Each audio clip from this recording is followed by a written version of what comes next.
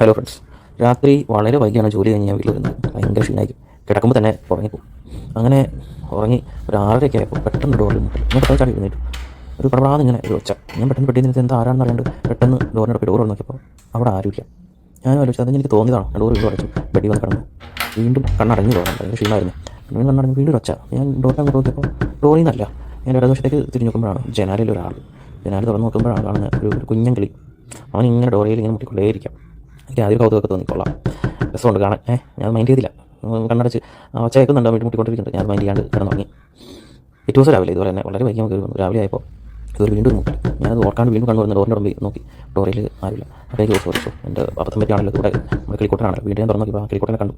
കൊള്ളാം, രസമൊക്കെ ഉണ്ട്. അത് കഴിഞ്ഞ് പിറ്റേ ദിവസം രാവിലെ വീണ്ടും ഈ ഒച്ച.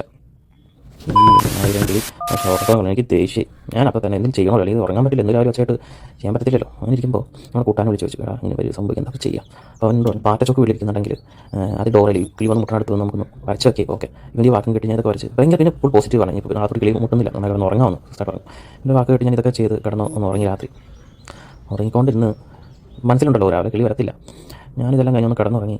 രാവിലെ ആയപ്പോൾ ഒരൊച്ച. ഞാൻ ചാടി എഴുന്നേറ്റ് തുറന്നു നോക്കിയപ്പോൾ ആ കാഴ്ച ഭയങ്കരമായ കാഴ്ചയായിരുന്നു. എന്താണെന്ന് വെച്ച് കഴിഞ്ഞാൽ ഈ തവണ ഒരു കിളിയല്ല, 2 കിളിയാണ്.